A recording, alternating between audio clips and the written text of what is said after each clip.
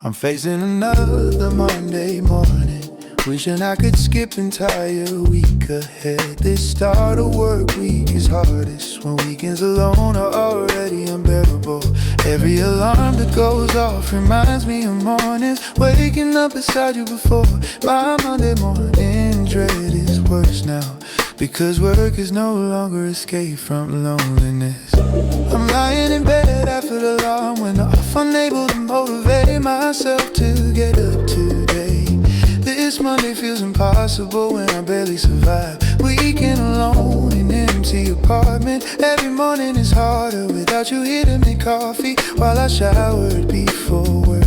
I used to look forward to Mondays because work meant purpose. Now it's just obligation. This morning, dressed so heavy, I've called in sick 3 Mondays in past month.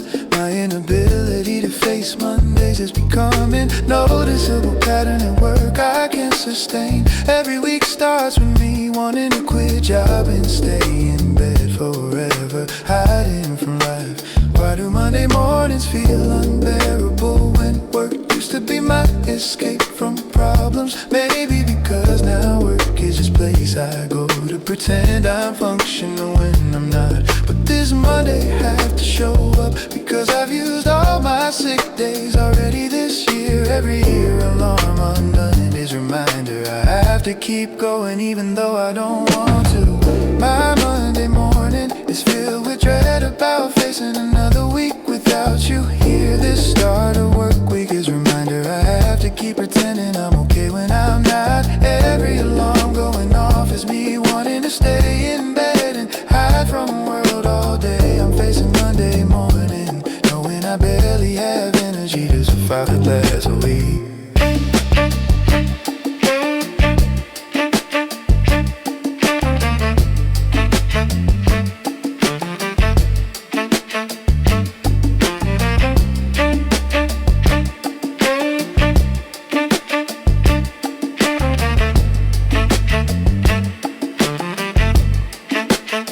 I'm finally getting up after lying in bed for 30 minutes.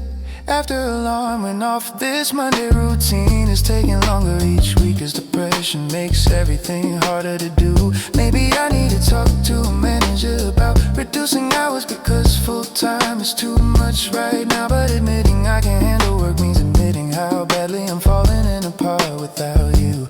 Every Monday's test of whether I can keep going, and honestly I'm failing more than passing. I'm going through motion of getting ready, but inside I'm screaming to just stay home in bed. This Monday morning is showing me I'm not coping nearly as well as I pretend to be. Perhaps I need to take leave from work to actually deal with grief instead of suppressing it. But this Monday I'm going in because rent is due and bills don't care that I'm heartbroken. Every morning like this is me choosing survival over healing, which isn't sustainable long term. I'll make it through today, but I don't know how many more Mondays I can handle like this. This morning is filled with dread about facing another week without you beside me. My start of work week is when annoyed about facing another week without you beside me here. My start of work week is reminder I have to keep pretending I'm okay when I'm barely surviving. Every alarm is me wanting to stay in bed and hide from world instead of facing day. I'm facing Monday, knowing I barely have energy to survive today, much less entire week. Maybe Mondays will get easier when enough time passes that weekends alone don't destroy me. When I've healed enough that starting work week doesn't feel like punishment for being alive. But today, this Monday morning is brutal, and I'm forcing myself out of bed anyway somehow. Learning that Monday mornings reveal how much weekend isolation has broken you down completely. I should have read the signs. You were leaving long before you actually left. All the clues were there, but I ignored them, hoping I was wrong about it. This failure to read the signs meant your departure blindsided me completely, when really I had months of warning. I chose not to acknowledge, you see. I didn't read the signs when you stopped saying I love you as frequently. started working late more often without good explanations why. These signs I missed were obvious to everyone except me apparently here. I was too scared to read the signs because reading meant facing painful truth.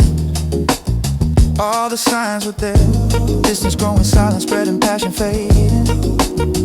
But I didn't read the signs because I didn't want to know what they meant. This willful ignorance cost me the chance to save us before it was too late. Why didn't I read the signs when they were right in front of my face? Maybe because reading the signs would have required action I wasn't ready to take. But this failure to read the signs meant I lost you without even fighting. Because I was pretending everything was fine when it clearly wasn't at all. I should have read the signs, but I was too afraid of what they tell me here. Every warning you gave me went ignored, because I wanted to believe we were okay. This inability to read the signs cost me everything when I could have saved us. If I just paid attention to what you were showing me instead of hiding from it.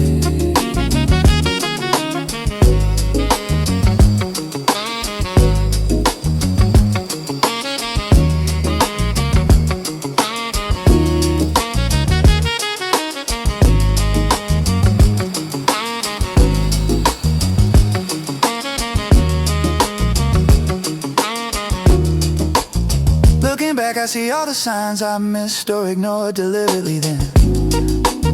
How you stopped making future plans with me, stopped including me in your life. These signs were screaming you were leaving, but I couldn't read the signs clearly. Or wouldn't? Maybe I saw them but chose to pretend they meant something else. If I'd read the signs earlier, maybe I could have changed course and kept you. But I was too comfortable, too complacent, too certain you never actually leave. This failure to read the signs is my biggest regret about how we ended here. Perhaps I didn't read the signs because deep down I knew and was scared. Reading the signs would have meant confronting problems I didn't want to face. But this inability to read the signs meant I lost you without preparation. And now I'm dealing with consequences of my willful blindness back then.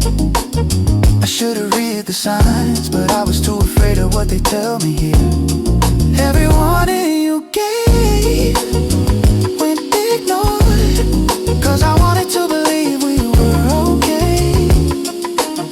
This inability to read the signs cost me everything when I could've saved us.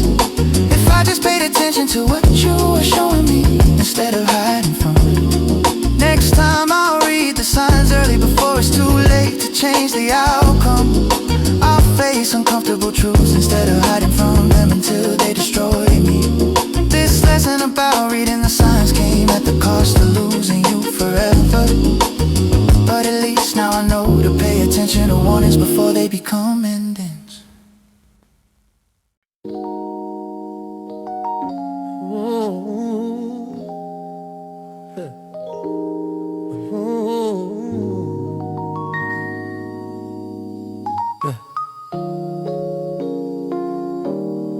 We started speaking different languages without even realizing it. What I said wasn't what you heard, and vice versa constantly. This different language barrier destroyed us from the inside out. Two people trying to communicate but not understanding each other at all. We speak different languages now, even though we're using the same words. What means love to me means pressure to you. Somehow we're not aligned. This different language problem started small, then grew until we couldn't talk. Every conversation became translation work neither of us wanted to do anymore. I say I need you close, You hear I'm suffocating you with my knees. We speak different languages, and neither of us is willing to learn the others. This different language gap became too wide to bridge, no matter how we tried. When did we start speaking different languages from each other? Maybe we always did, but love made us overlook the miscommunication. But this different language reality eventually caught up with us. Finally, when we couldn't ignore anymore that we fundamentally don't understand each other. We speak different language, even when using the exact same words. Oh yeah, what I mean isn't what you hear, and what you say isn't what I understand. Oh, this different language barrier made loving each other impossible here. Oh yeah, two people can't stay together when they communicate.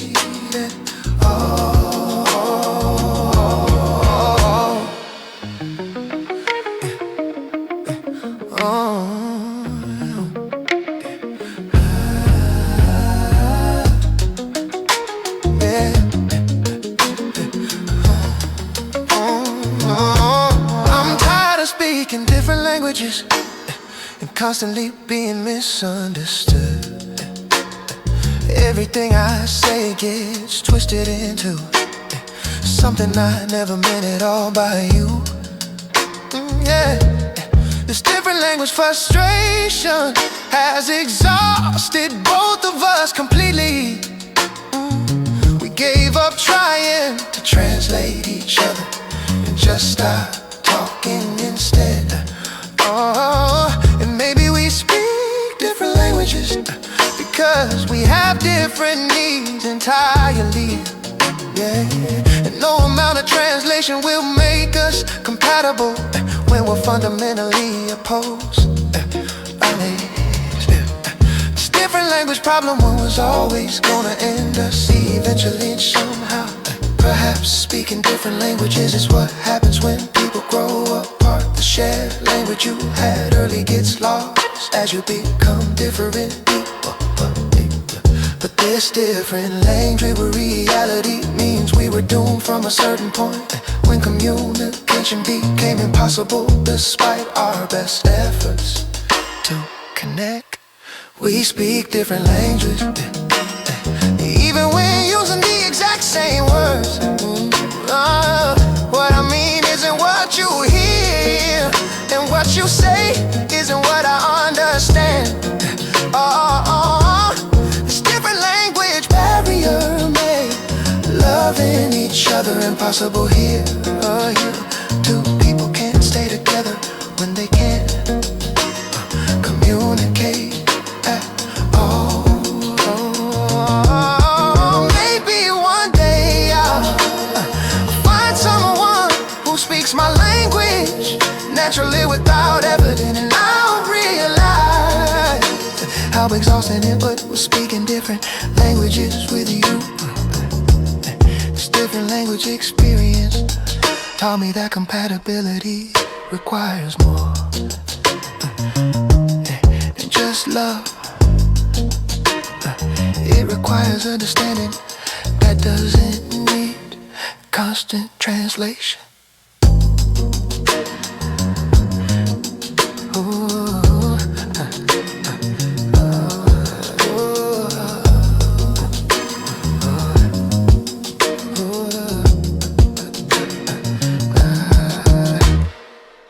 You want credit for trying even though you failed. Like effort alone should be enough for me. This credit you're asking for isn't deserved at all, because trying without results means nothing to me. You want credit for trying to change your behavior, even though you never actually changed anything real. This request for recognition of effort is insulting, honestly, when the effort didn't translate into actual improvement ever. You want credit for trying, like that's the same as succeeding, but trying and failing repeatedly is worse than not trying. This participation trophy mentality doesn't work in relationships. You wanting credit for trials, you don't understand that effort without results is just empty promises repeated. This request for recognition is you avoiding accountability for the fact that you never actually changed like you said. You want credit for trying, but trying isn't enough here. Effort without actual change is just empty words always. This credit you're asking for isn't something I can give when you never follow through on anything you promise. Oh, baby.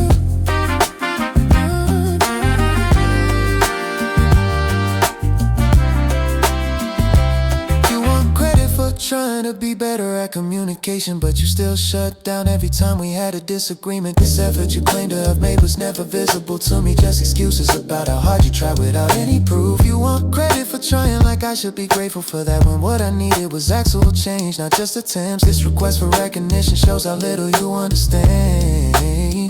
You wanted credit for trying is your way of deflecting from the reality that you never actually improved at all. This request for acknowledgement is insulting when I needed real change, not just claims that you were working on it. You want credit for trying, but trying isn't enough here. Effort without actual change is just empty words always.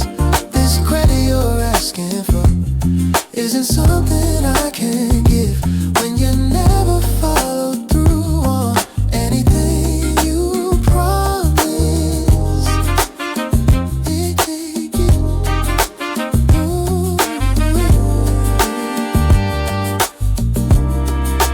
Maybe you did try in your own way, I don't know, but credit for trying doesn't mean anything without results.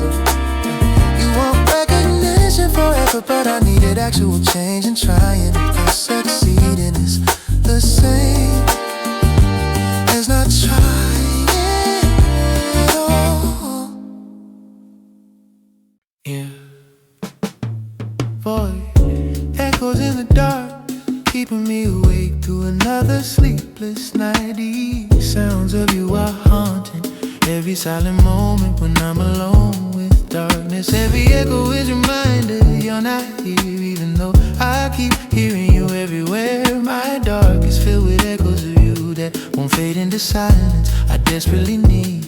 I'm hearing your voice echo in the dark, even though you're not here speaking to me anymore. The sounds of memories manifesting as actual noise I can hear in silence at night around me.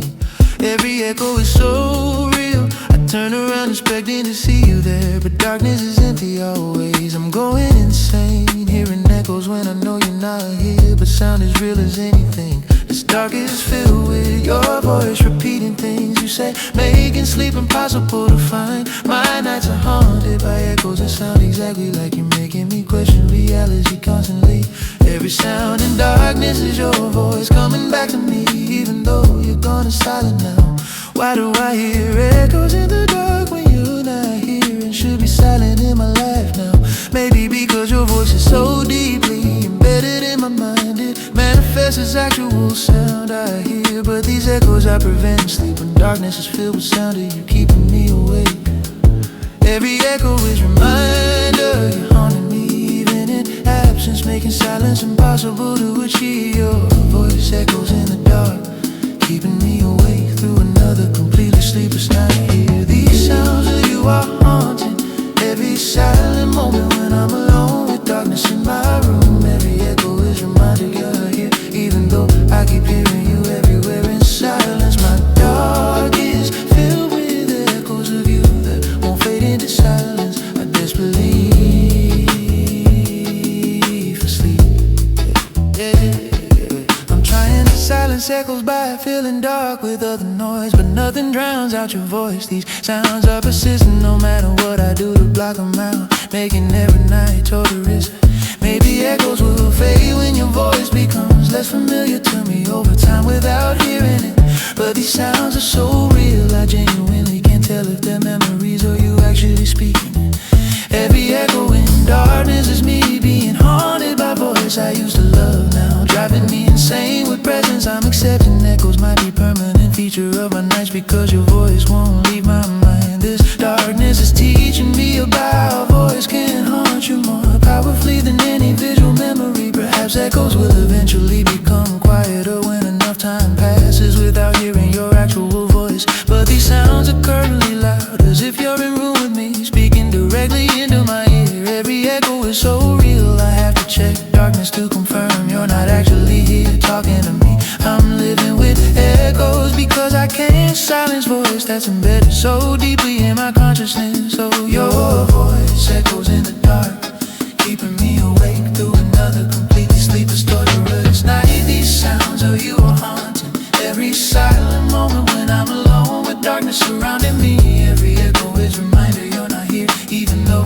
I keep hearing you everywhere in silence. My dark is filled with echoes of you, won't fade into silence. I desperately need to sleep. Finally.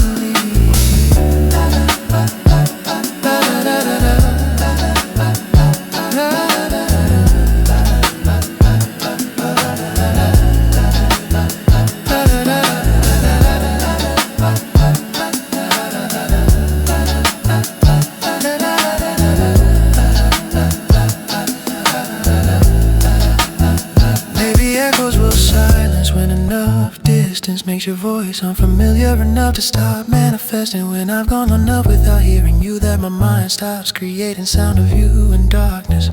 But tonight echoes are loud and keeping me awake, making me question if you're actually here or not. Learning that voice echoes can haunt darkness more powerfully than any actual presence ever could. Yeah.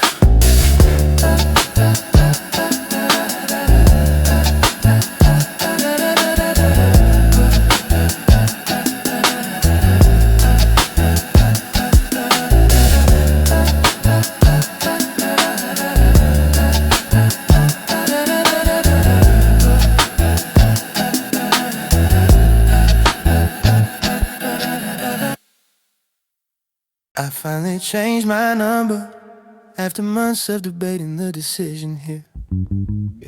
This changed my number. Action feels significant, like officially cutting ties. But changing my number, I'm making sure you can't reach me anymore, ever. But change my number also means I can't reach you, it scares me too. I changed my number yesterday and immediately regretted it this morning. What if you try to call and can't reach me now that I've changed my number? This changed my number decision was supposed to bring freedom and peace, but instead I'm anxious, wondering if change my number was a mistake somehow. Maybe I changed my number too soon, before I was actually ready for finality. Now that I've changed my number, there's no going back to accessibility. This changed my number, choice is permanent, and that's terrifying to me today. Why did I change my number when part of me still hopes you call someday? Maybe because change my number forces me to move on when hoping wasn't working. But this changed my number, regret is showing me I wasn't as ready as I thought to completely close the door on you being able to contact me if you wanted to. I changed my number and now you can't reach me, even if you wanted to try. This permanent disconnection feels more final than breaking up did before. By changing my number, I've made sure we can never accidentally reconnect again. And that finality is both freeing and terrifying, all at the same time here.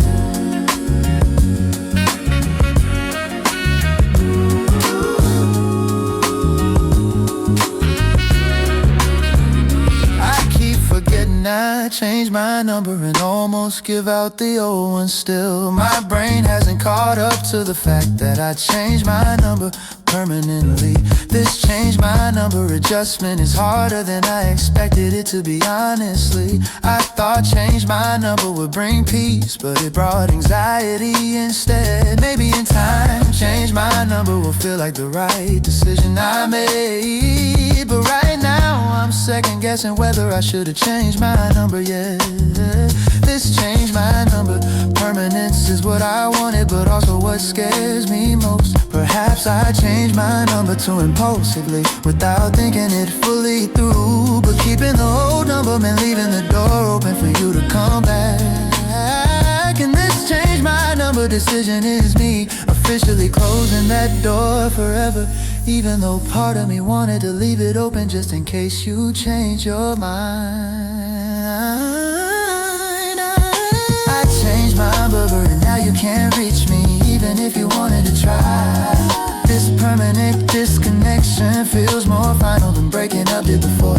By changing my number, I've made sure we can never accidentally reconnect again. And that finality is both freeing and terrifying, all at the same time. Yeah. Eventually change my number will feel like the right decision I made for me, when I'm healed enough that accessibility to you doesn't matter anymore at all. But today I'm regretting that I changed my number and closed that door so firmly, before I was completely ready to never hear from you again for the rest of my life.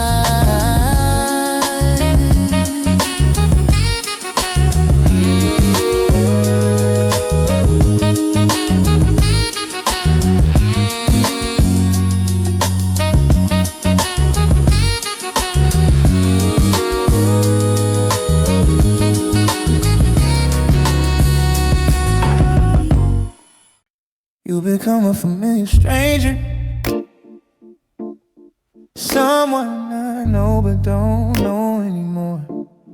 Your face is the same, but the person behind it is completely different.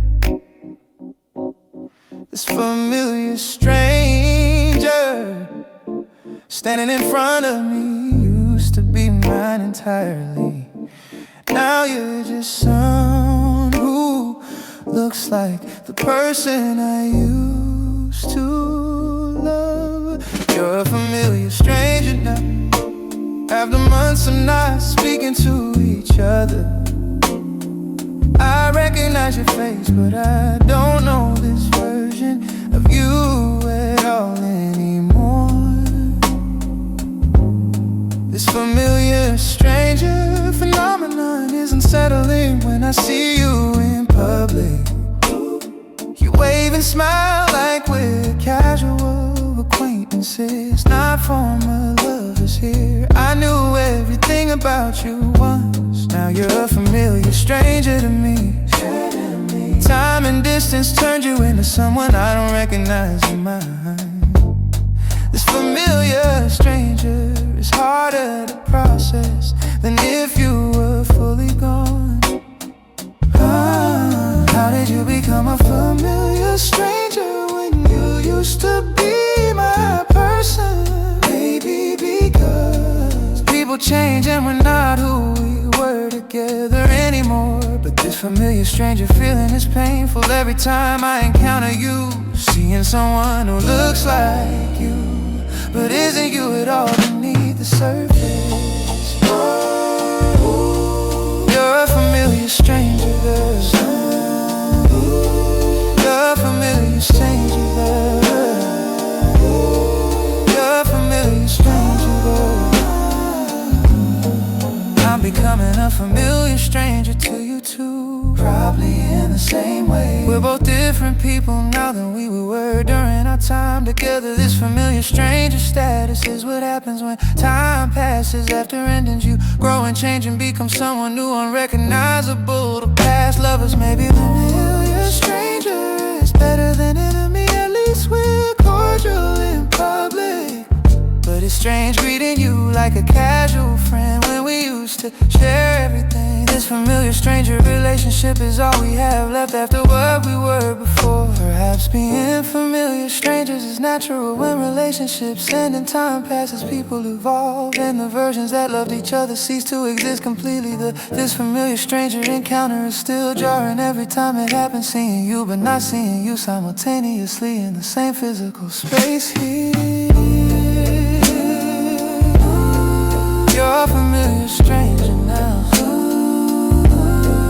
You're a familiar stranger now. You're a familiar stranger now. You're a familiar stranger now. Familiar stranger now.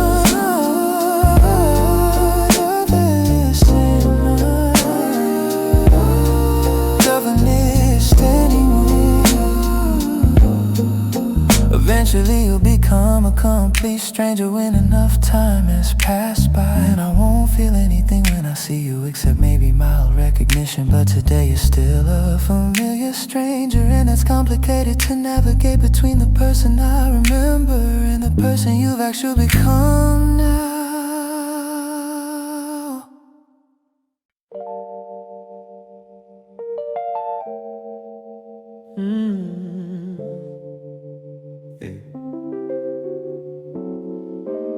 My 4 a.m. thoughts are always about you, without exception here.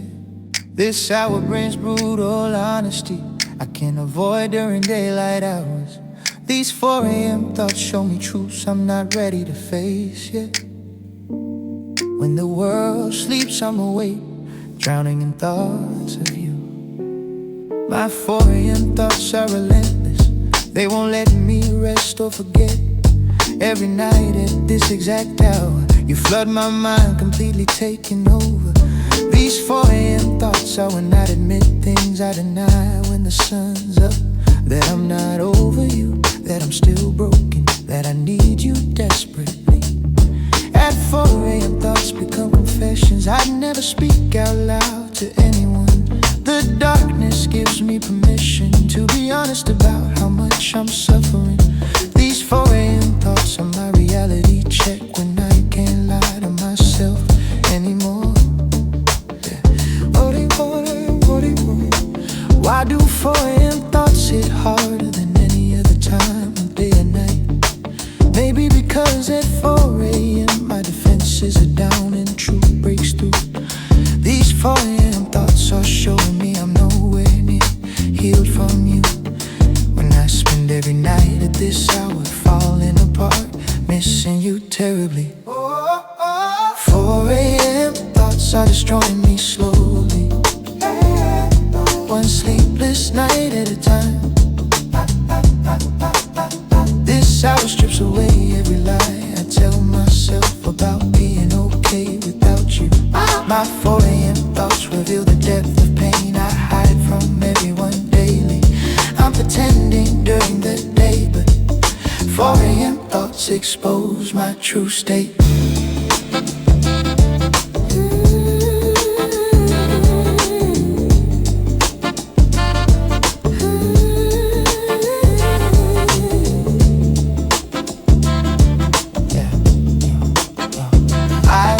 Dreading 4 a.m. thoughts before they even arrive nightly.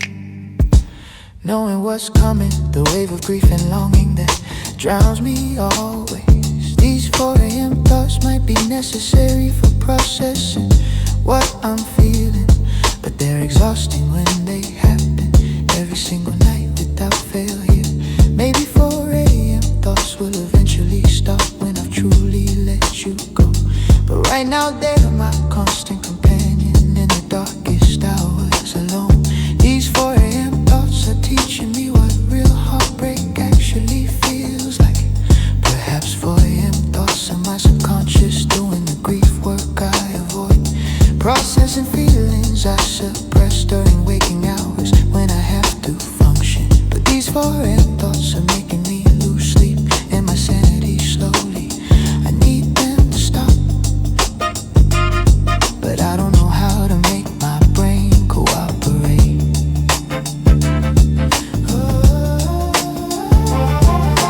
4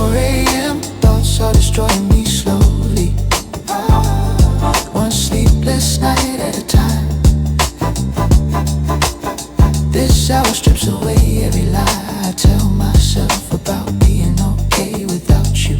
My 4 a.m. thoughts reveal the depth of pain I hide from everyone daily. I'm pretending during the day. 4 a.m. thoughts expose my true state.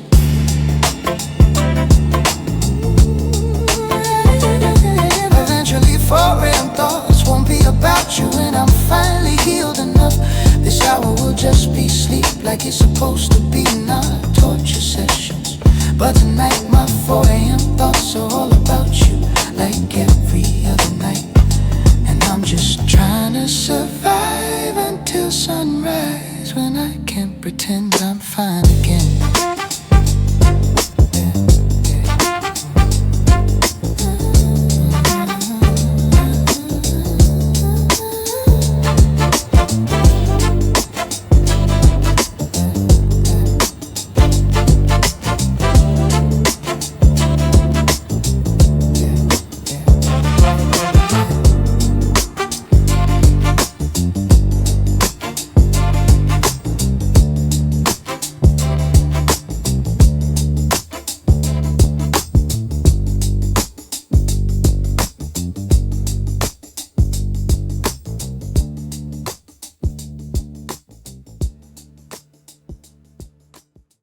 You need a bigger city to contain your ambitions and dreams here. This reality meant I wasn't enough to make you stay in this place. Every time you talked about leaving, I hoped I'd be reason you'd stay. You outgrew this place and outgrew me in the process of chasing bigger life. You said you moved past this place like it was too small for dreams. This explanation was really cold for moving past me too somehow. Every conversation about leaving was you preparing to abandon me behind. Your ambitions were bigger than our relationship could survive here. This excuse made it seem like circumstances, not choice to leave me, but you chose to go. You could've stayed if I'd been enough reason. Every time you complained, I heard you move past what we had together. How do I accept you moved on when really you moved past us entirely? Maybe because blaming location sounds better than admitting you left relationship. But this reasoning doesn't change that you chose leaving over staying here. When you left this place, you left me, and I wasn't worth staying for. You left our town and I wasn't reasons enough to make you stay. This ambition was really about leaving what we had together behind. Every time you complain, you meant you moved past loving me too. I'm stuck in place you abandoned while you're thriving somewhere better alone.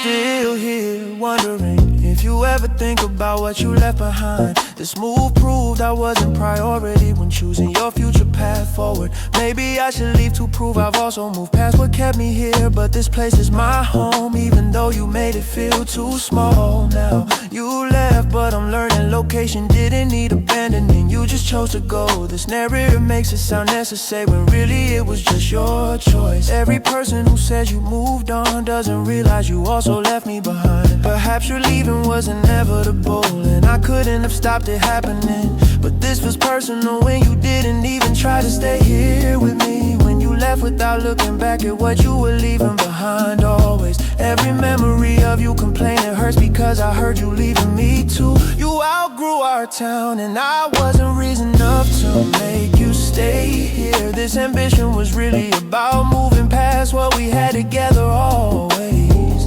Every time you said you moved on, you meant you moved past me too. I'm stuck in place you abandoned while you're thriving somewhere better now.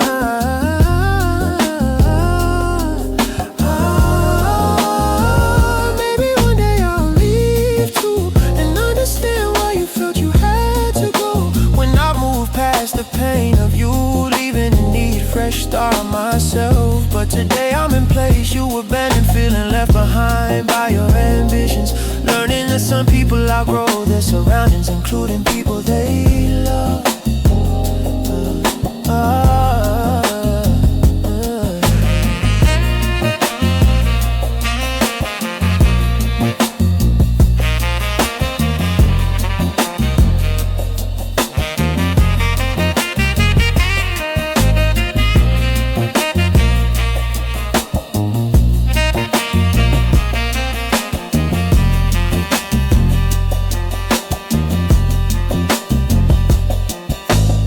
I was never enough for you, no matter how hard I tried to be.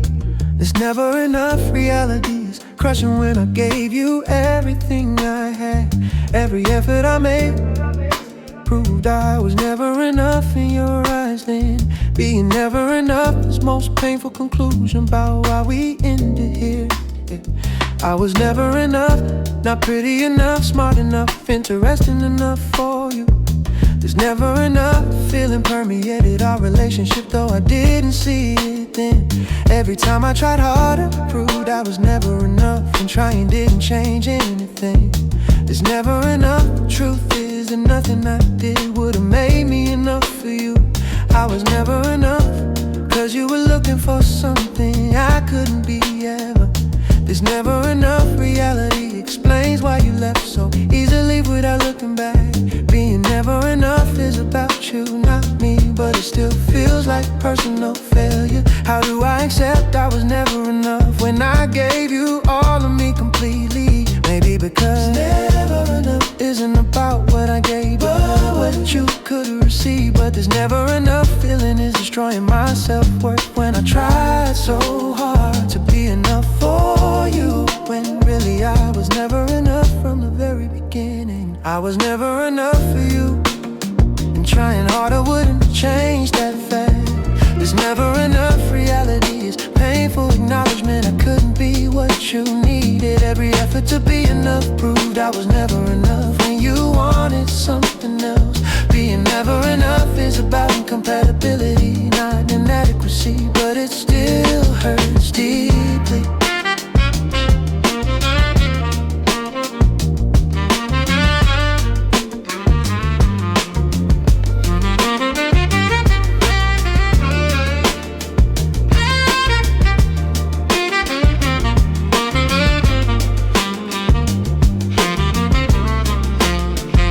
I was never enough for you, but I was enough for the right person. There's never enough with you doesn't mean I'm never enough universally for everyone. Perhaps never enough is mismatch, not deficit, when I couldn't be what you wanted. But being never enough feels like personal failing, even when logically it's not. There's never enough, realization is freeing and crushing simultaneously here today. I was never enough for you, but maybe you were never enough for me either. Being never enough goes both ways when neither of us could satisfy the other. Perhaps never enough is just incompatibility framed as inadequacy wrongly. But this never enough feeling is real, even if interpretation is incorrect. Here when I felt never enough throughout our relationship should have been signed. That being never enough meant we weren't a right match, not that I was deficient. I was never enough for you, and trying harder wouldn't have changed that fact. There's never enough, reality is painful acknowledgement I couldn't be what you needed. Every effort to be enough proved I was never enough when you wanted something else. Being never enough is about compatibility, not inadequacy, but it still hurts deeply.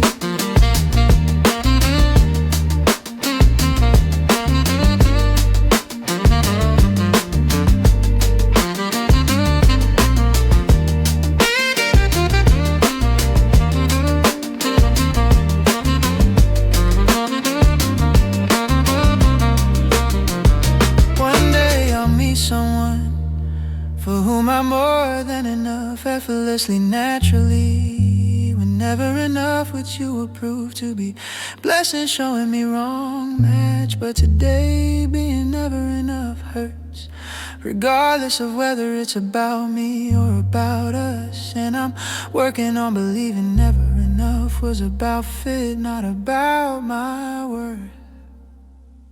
Oh, yeah. Oh.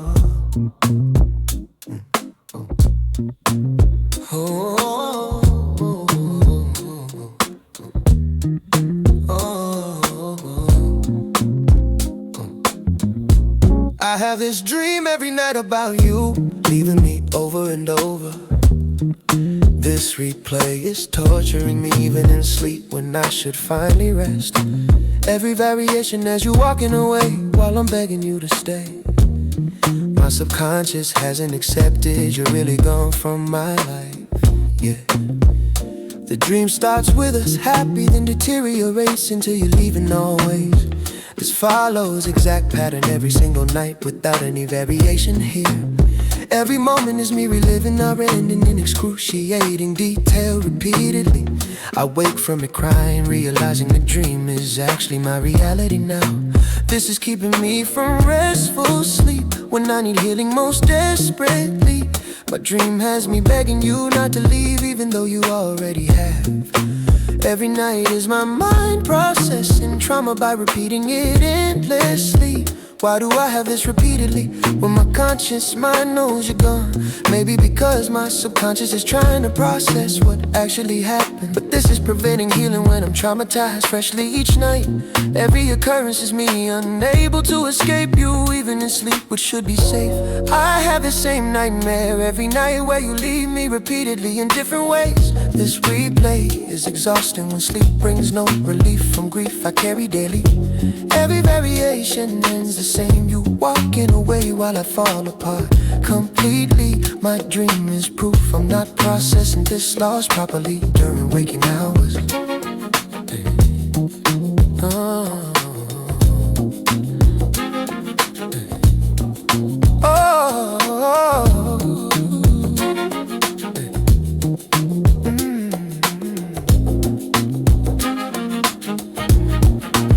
I'm dreading sleep because this dream is waiting for me every single night. This pattern needs to break or I never get proper rest anymore, yeah. Maybe it will stop when I've processed loss fully during conscious hours. But it persists, showing me there's unresolved trauma I'm carrying always. Every occurrence leaves me exhausted, waking up more tired than before I slept. This is showing me I need help processing what happened between us properly. I'm learning this is my mind's way of saying I'm stuck and need intervention. Perhaps this will eventually change when I've made peace with losing you. But this is currently my every night reality. I can't escape it all when it means you're present in my life, even though you're physically gone. Every replay is keeping me trapped the moment you left on infinite repeat. I have this dream every night where you leave me repeatedly in different ways. This replay is exhausting when sleep brings no relief from grief I carry daily. Every variation ends the same, you walking away while I fall apart. My nightmare is proof I'm not processing this loss properly during waking hours. Whoa, whoa, whoa, whoa, whoa, whoa.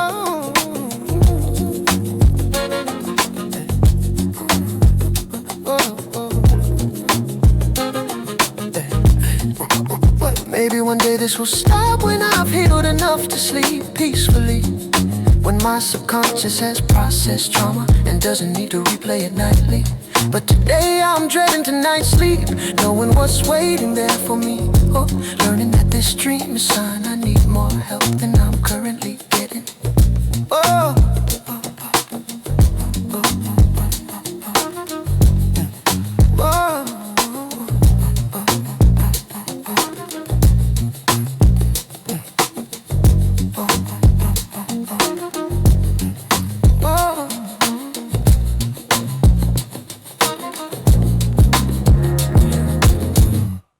slow burn the night, no rushing. Crushing desire but taking time. crime to hurry what we're building.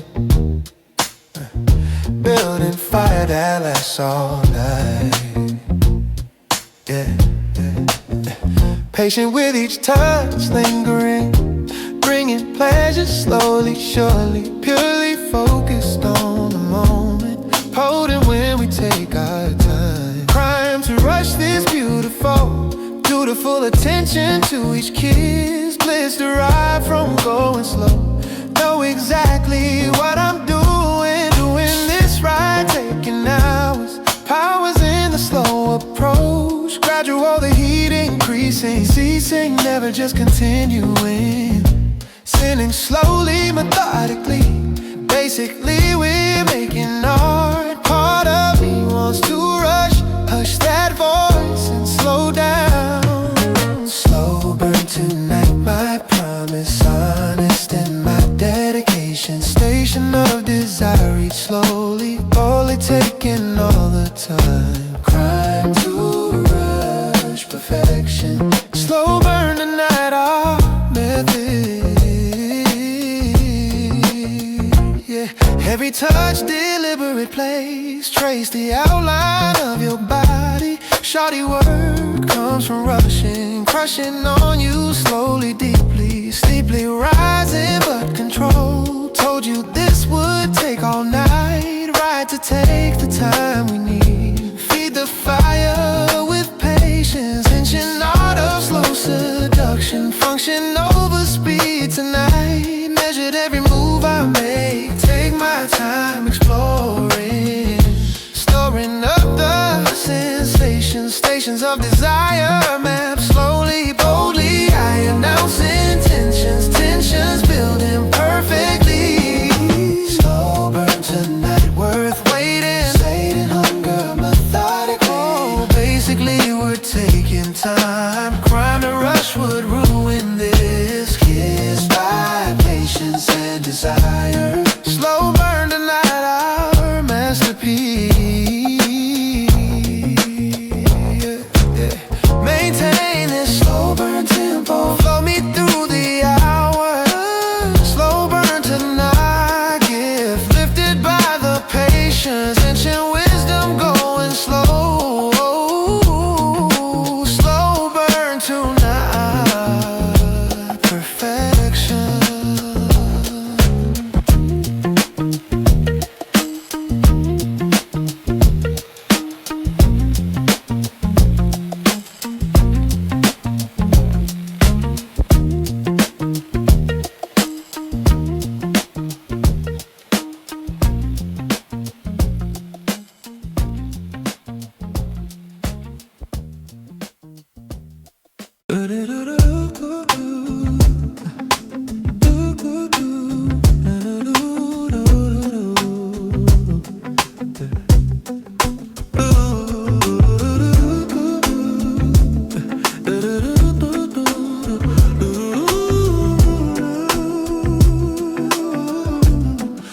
We're living off stolen moments that don't belong to us, grabbing whatever time we can in between your real life. These stolen moments are all we'll ever have together here, and somehow I convince myself that's enough for now. You sneak away to see me when nobody's paying attention. These stolen moments are precious because they're so rare. Every second with you feels like borrowed time I'll pay for, but I take what I can get, even knowing it's wrong somehow. We meet in secret places when nobody will recognize us, living off stolen moments like thieves in the night always. This isn't love, it's fragments of something that can't exist fully. I know these stolen moments are all you can give me now, but they're not enough to sustain what I feel for you here. Every time you leave to go back to your real life out there, these stolen moments feel more like torture than treasure. We're surviving on stolen moments. from the world like something shameful and wrong. These stolen moments will never add up to something real, but I keep collecting them, hoping they'll be enough someday.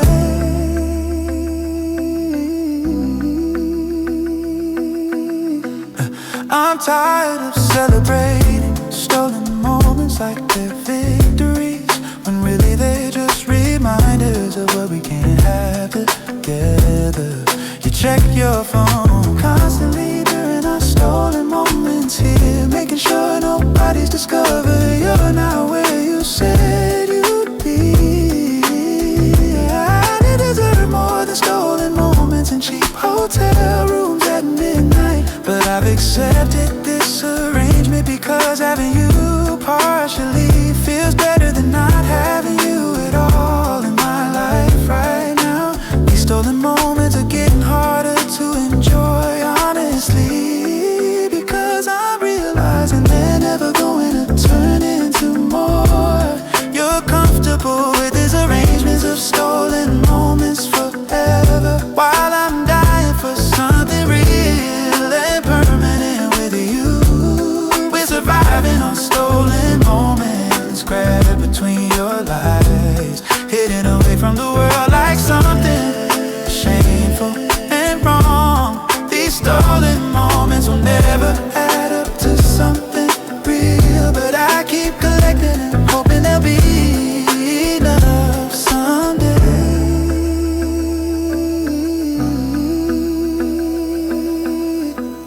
Eventually these stolen moments won't be enough for me anymore, and I have to choose between nothing and these fragments. But until that day comes, I'll keep stealing time with you, even though I know these stolen moments are destroying me slowly. Text thread scrolling through our history, mystery how words built our love. Shove aside the face to face, traced our feelings through the text. Yeah. Messages at 2 a.m. revealing, dealing with our hearts through typing, swiping through the conversation, station of our love in text. Check the thread repeatedly, sweetly you express yourself, delve into your thoughts through words. Birds make less sense than we do. Through the text I know you better than in person. Communication through the screen, seen our love in text bubble. Trouble shared through messaging, bringing us closer through words. Words of truth fly through text, checked our thread composedly. Text thread, our relationship timeline. Find the line between us blurred, stir my heart with simple words. Birds would envy our exchanges, changes made through messaging. Text thread, our love story.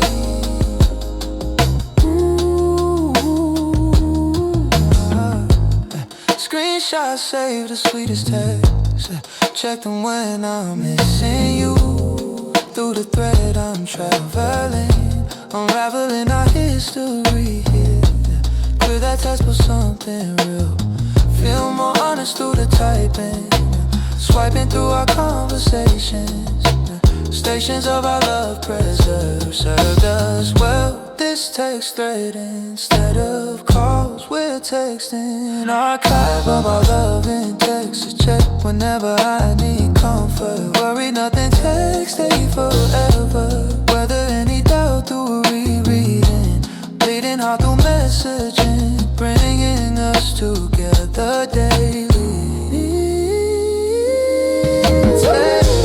Text thread proving love through words. Birds sing less beautifully. Truthfully, our texts are intimate more than face to face.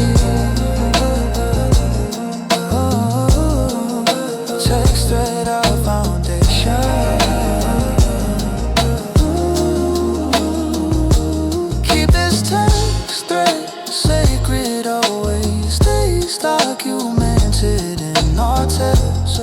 Check whenever missing you through the thread you're present and to our connection. Text thread all of a sudden.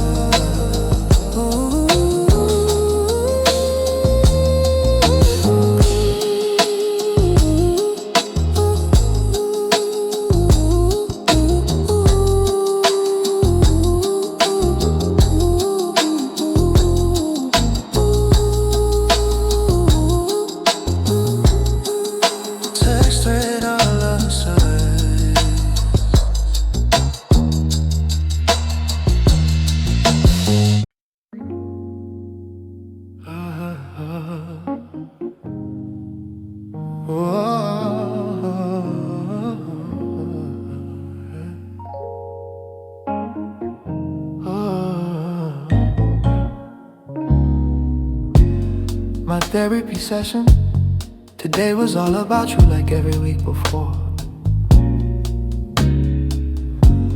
I'm paying someone to listen to me process losing you over and over. Yeah. This therapy session is the only place I can talk about you honestly, without people telling me I should be over it already by now. Yeah. My therapy session gives me 1 hour to say everything I can't say elsewhere. To admit I'm still broken, still obsessed, still completely devastated by you. This therapy session is my safe space to fall apart without judgment here, where I don't have to pretend I'm healing when I'm actually falling apart. Every therapy session, I promise next week will be different. I'll talk about other things, but then the session comes and you're all I can think about discussing again. Ooh, This therapy session addiction shows how far I am from actually moving on from you.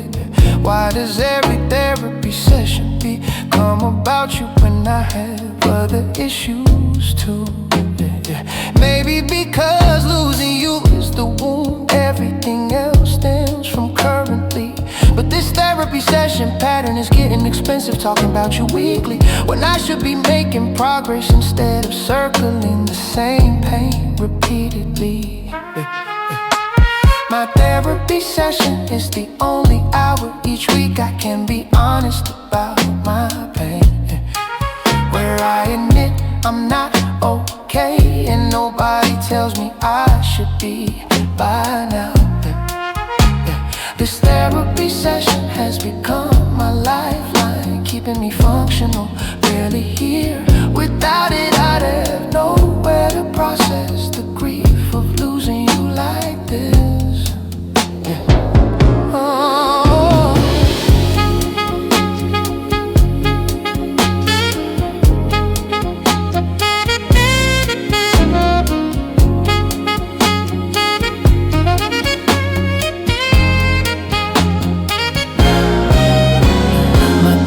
Session today revealed I'm still in denial about us being over, even though consciously I know we're done. My heart hasn't accepted it yet.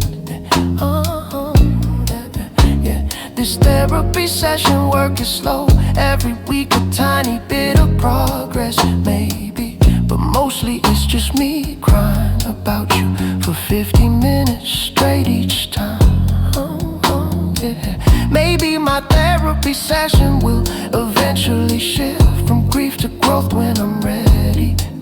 But right now these sessions are just survival, keeping me alive through this pain. This therapy session investment is the best money I spend each week, honestly. Perhaps my therapy session is the only thing preventing me from calling you, giving giving me a place to express feelings I'd otherwise directed you inappropriately. But this therapy session dependency shows I can't process you alone, yeah. I need professional help to make sense of losing you, and that's okay, I guess. Therapy session is the only hour each week I can be honest about my pain, where I admit I'm not okay, and nobody tells me I should be by now. This therapy session has become my lifeline, keeping me functional, barely here. Without it, I'd have nowhere to process the grief of losing you like this. Eventually my therapy session won't be about you when I've processed this loss fully. We'll talk about other things my therapist keeps trying to discuss with me each week. But today my therapy session was about you, like it always is these days. And I'm grateful for that space to grieve without apology or time limits.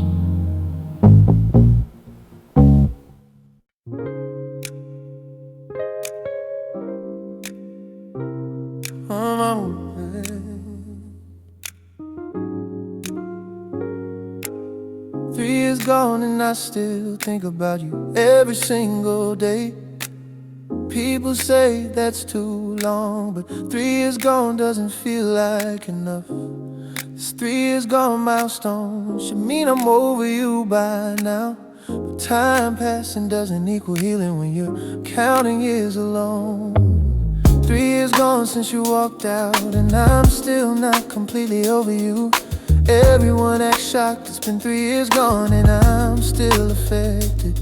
Like there's a statute of limitations on grief I've exceeded some out here.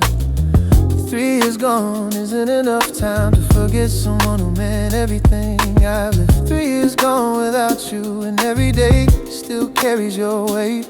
Some days are better, but 3 years gone hasn't erased you from my heart.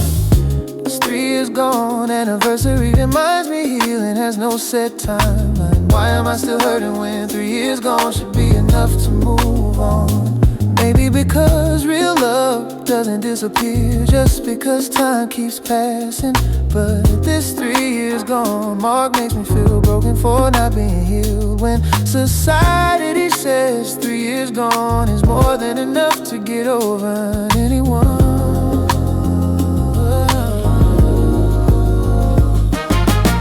3 years gone and I'm still carrying pieces of you everywhere I go here. This extended grief embarrasses me when people think I should be fine by now. 3 years gone hasn't been enough to fully let you go from my heart. Time keeps moving, but 3 years gone hasn't brought the healing expected.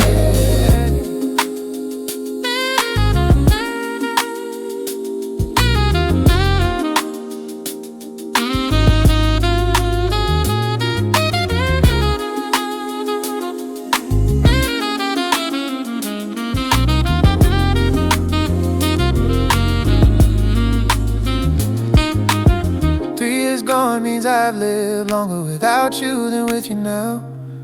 But the math doesn't change how I feel. 3 years gone isn't enough yet. Maybe I'll always carry you, no matter how many years gone accumulate here. Some loves don't fade, they just become part of who you are permanently. 3 years gone has changed me in ways I'm still discovering about myself. I'm not the same person who loved you, but 3 years gone hasn't it erased you. This 3 years gone reflection shows me time heals but doesn't completely cure. Perhaps 3 years gone is actually significant progress I don't recognize. Compared to where I was 3 years ago, I've come far even if not fully healed. But this 3 years gone milestone feels shameful when others judge my pace, like I'm doing grief wrong by not being completely over you after all this time.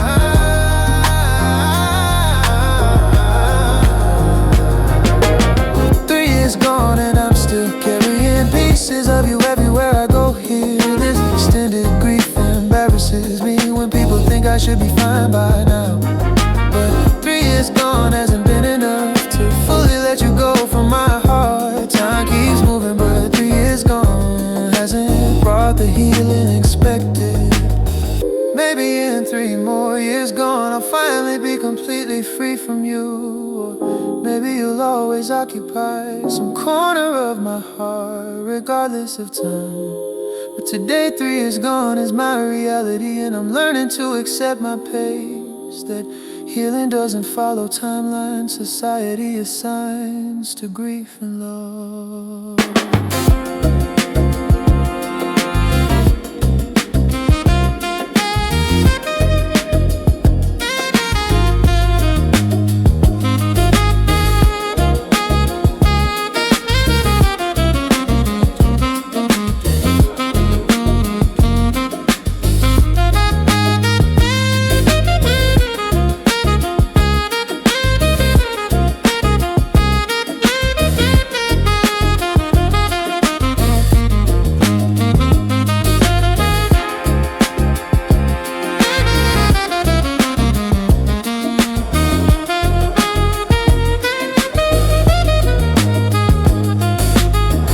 It's 2 in the morning, and I'm wide awake again, lying here thinking about how we used to be back then. It's 2 in the morning, loneliness is eating me alive. When the world is sleeping, I'm here missing you tonight. 2 in the morning is when the truth hits me hard as shit. No distractions, no noise, just me and these thoughts of you. At 2 in the morning, I admit things I denied during the day. That I'm not over you, that I'm still broken, that I need you back. This 2 in the morning, honesty is brutal and unforgiving always. My defenses are down, my heart is exposed, my pain is raw. 2 in the morning shows me who I really am without the mask. Why does 2 in the morning bring out the worst in me like this? Making me vulnerable, desperate, willing to beg you to come back. This 2 in the morning, weakness is something I fight every night, but the darkness always wins, showing me I'm not as strong as I pretend. 2 in the morning is my enemy, reminding me you're gone for good. This hour strips away my pride, leaving only naked, longing here every night. At 2 in the morning, I'm falling apart all over again, while you're probably sleeping peacefully, not thinking of me at all.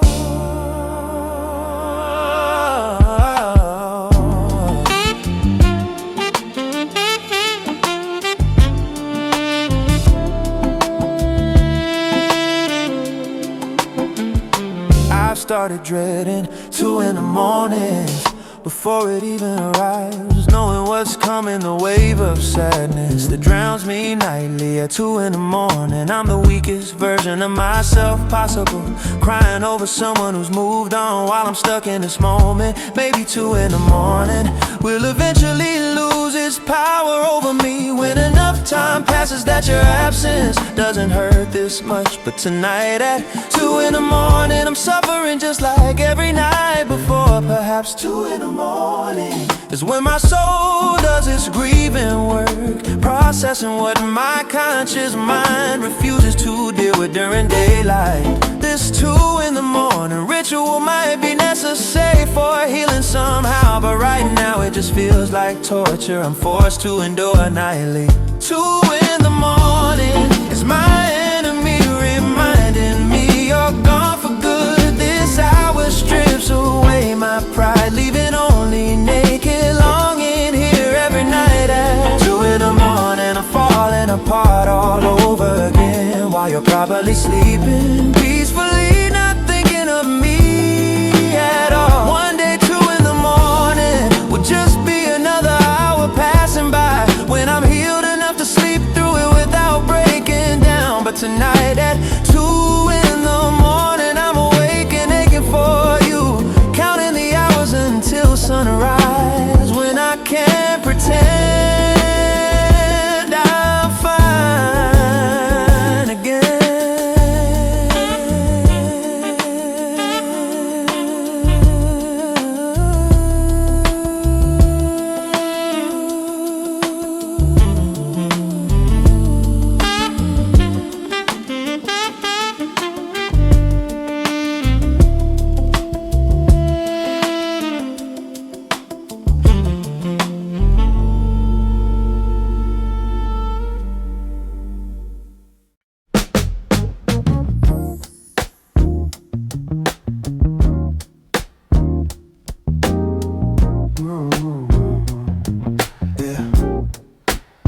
I'm in a waiting period between grief and acceptance.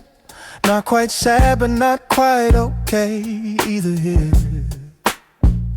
This waiting period is uncomfortable and uncertain as I transition from who I was to who I'll be. Yeah. My waiting period feels like being stuck in limbo. Now I'm moving backward or forward just to spend it in time.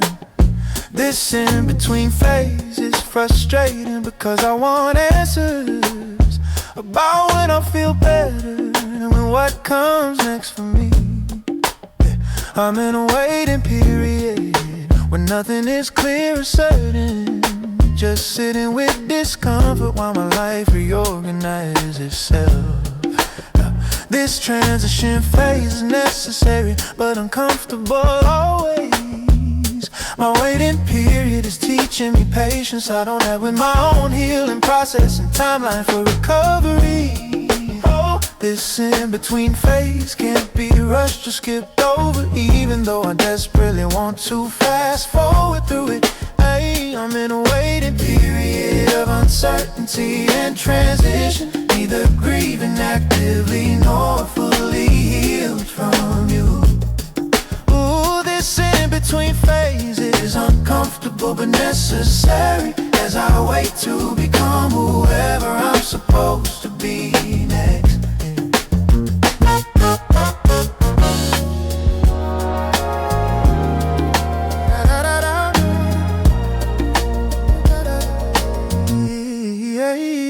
My waiting period includes questioning everything about myself, who I am, what I want, where I'm going with my life.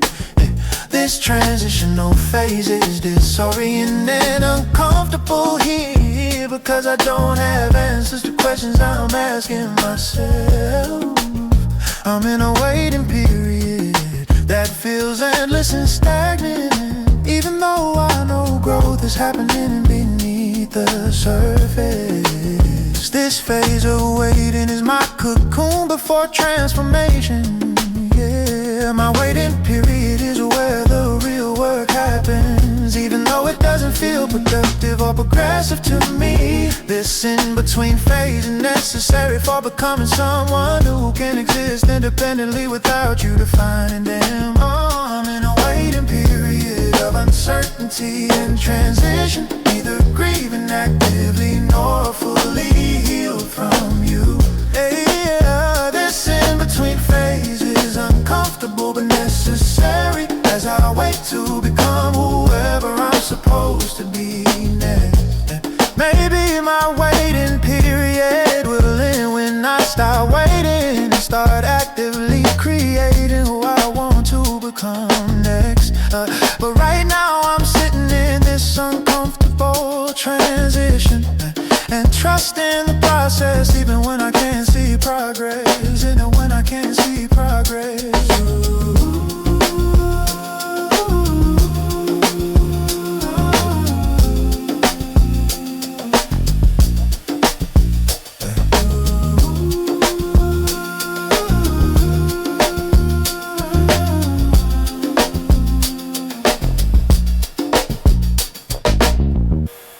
Today would have been our 4-year anniversary if we made it that far.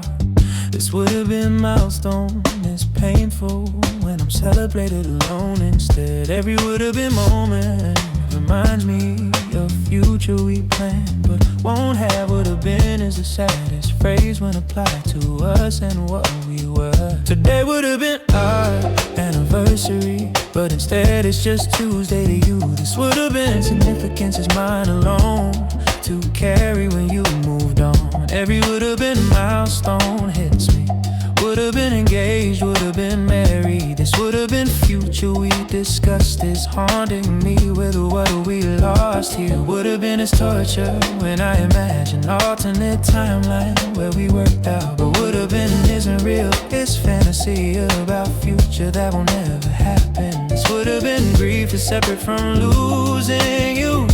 It's more than the future too. Why do I torture myself with would've been scenarios that won't ever happen? Maybe because would've been gives me control over a story that ended badly. But this would've been thinking is keeping me stuck in future that doesn't exist, when I should be building real future instead of mourning would've been one. Today would've been our anniversary, but instead I'm alone remembering what was. This would've been milestone, shows me all the futures we discussed that won't happen. Every would've been moment is its own grief, separate from losing you initially. Mourning would've been as much as mourning what actually was between us.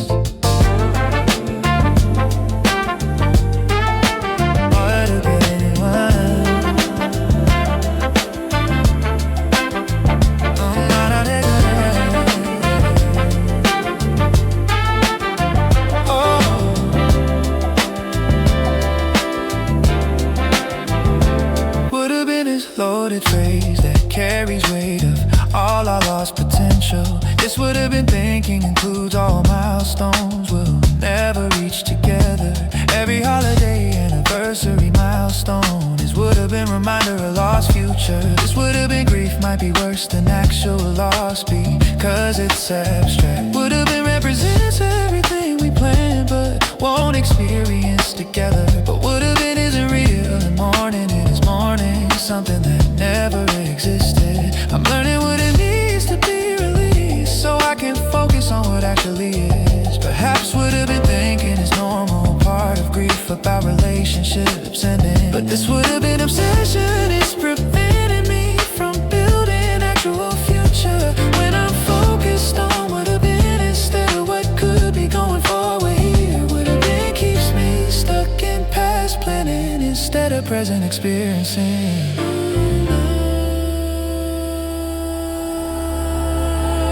Today would have been our anniversary, but instead I'm alone remembering what was. This would have been milestone, shows me all the futures we discussed that won't happen. Every would have been moment is its own grief, separate from losing you initially. The morning would have been as much as mourning what actually was between